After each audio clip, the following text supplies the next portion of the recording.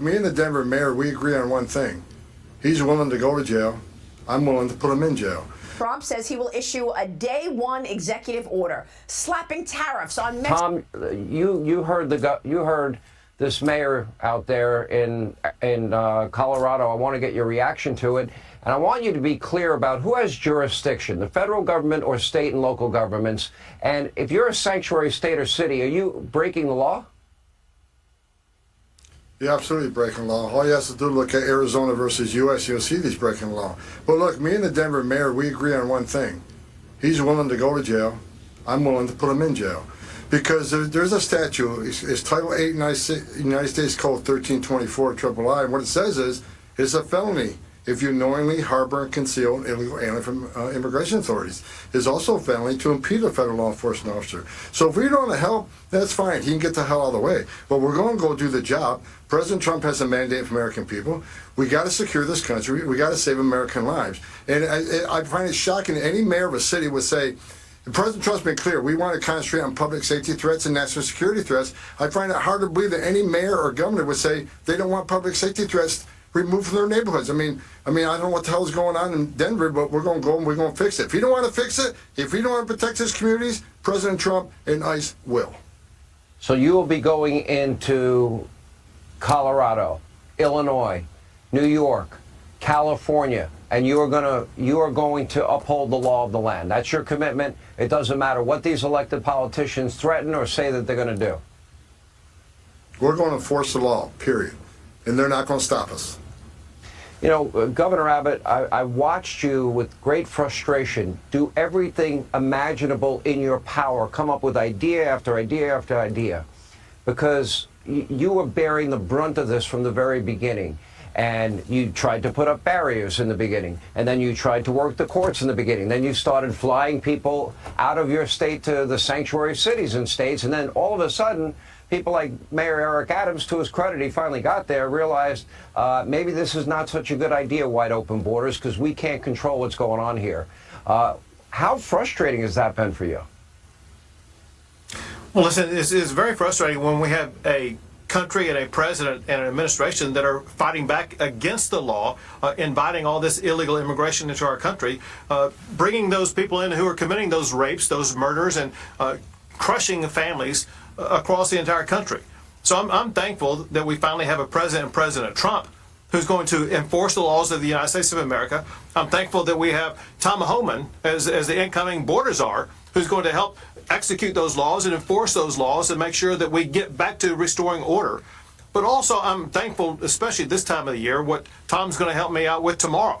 I'm thankful for the National Guard troops who've been serving on our border for the past 4 years under the Biden administration, erecting the barriers, repelling and denying entry to people trying to enter the country illegally. Those are men and women who deserve the respect of the entire United States of America. And we're going to go feed them Thanksgiving dinner, Thanksgiving lunch, and show them the gratitude that they deserve.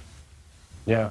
Let me ask you, I had Senator Rand Paul, Tom, on my radio program today, and he thinks it's a matter of police and ICE resources, not the military, that can be used in this effort. What is your answer to that? Constitutionally, he says there's a problem. We need DOD's assistance. Look, we got millions of people we need to find. And we got a lot of criminal aliens. We got a lot of national security threats. We need to find these people. It is, I think, DOD, this is a national security vulnerability. I think it's the biggest national security vulnerability we've seen since 9/11 because of the over 2 million gotaways. We already arrested a record number of people off the terrorist watch list crossing the border. We know 2.2 million people paid more to get away. They didn't want to be vetted. They didn't want to be fingerprinted. That scared the hell out of everybody. So DOD's helped on the border on numerous administrations. We need their help on the Trump administration. They don't have to be out arresting people, but they can certainly help us with transportation. They can help us staff up groups. They can help us do some of the infrastructure building. They can help us some of the logistics. We need DOD's help, and President Trump's committed. DOD's helping us, and we're going to do that. So, again, President Trump's a tough president, and DOD's assistance is going to help us be more successful in the country. It's just sad that Rand Paul will say that. I think we all need to be on the same page. Again, we all should be on the same page. We're talking about the biggest national security vulnerability we've seen in this nation. We all should be on the same page. Republicans, Democrats, Independents, everybody. Well, don't count on the Democrats, because all they're doing is preparing to be resisting every effort you make, and why they're putting the so-called rights, which illegal immigrants obviously don't have, over the safety and security of Americans, the drugs, the cartels, the gangs, the known terrorists in the country, is inexplicable to me. Governor, you have used the National Guard. You have used it successfully. Would every state be able to start with that and add to the ICE personnel as well?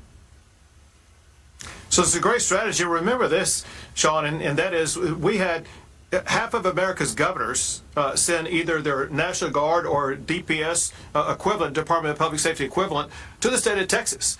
From Republican states across the country, all governors were lending their support. So bottom line, this has already happened. And in Texas, we show the way that the police force can work collaboratively with the military force, where the police are doing the policing. The military are doing things like building border barriers that deny entry. And so there is a very meaningful role for the military in this situation. And it's something that we are expecting and hoping that President Trump will use, because here's the deal. In my opinion, we don't have enough ICE agents. We don't have enough Border Patrol agents. We need as much manpower as we can get right now, because it's all hands on deck for us to be able to deny illegal entry and to deport all those who are here illegally. It's a full-time job, and we need all the people we can get to do that job. What do you say, Tom Homan, to any elected official that is pledging to aid, abet, and assist illegal immigrants and prevent you and your team from doing the job you've been hired to do? Again, I think the message is, you cannot help. That's your choice. I can't believe you don't want to help remove public safety threats and national security threats from your communities. I think that's your number one responsibility. But so we have an exciting announcement. The new project that the General Land Office is going to embark in, that I have created, is the Jocelyn Initiative, in which we will locate appropriate land under my jurisdiction to lease for the construction of violent criminal deportation facilities. My office has identified several of our properties and is standing by, ready to make this happen on day one of the Trump presidency.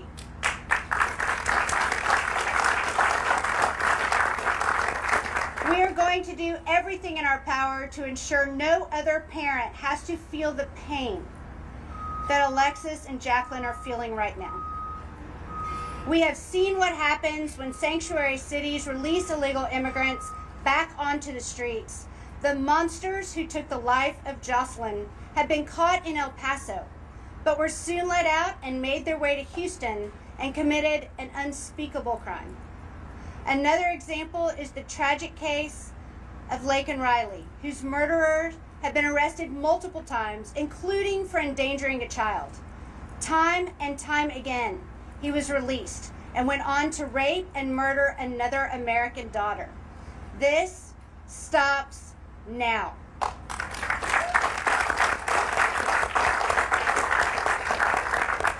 With the help of our local, state, and now, after 4 years, our federal partners, we can continue to deal major blows to the cartel's influence over South Texas. By working together, we will significantly reduce illegal immigration, end the trafficking of deadly drugs, and keep Texas families safe.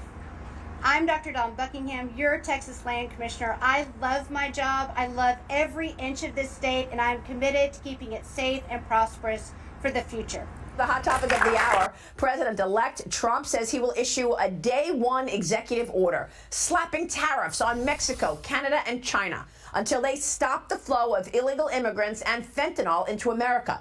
Fox News' Madeline Rivera is live in Washington this morning with more. Madeline.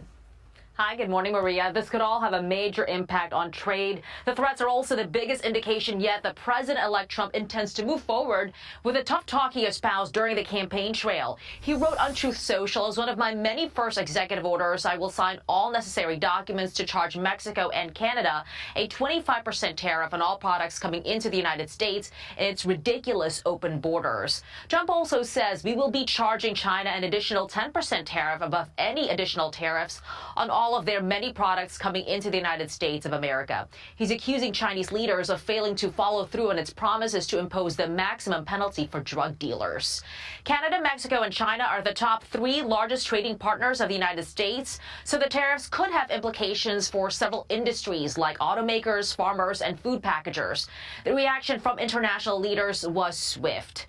A spokesman at the Chinese embassy in Washington says China believes that China-U.S. economic and trade cooperation is mutually beneficial in nature. No one will win a trade war or a tariff war. It's unclear, though, if Trump intends to follow through with the tariffs or if the rhetoric is intended as a negotiating tool. Canada's Deputy Prime Minister says they'll continue to discuss immigration with the incoming administration, adding, Canada places the highest priority on border security and the integrity of our shared border. It's an example of how governments and companies are rethinking their strategies in the wake of Trump's re-election.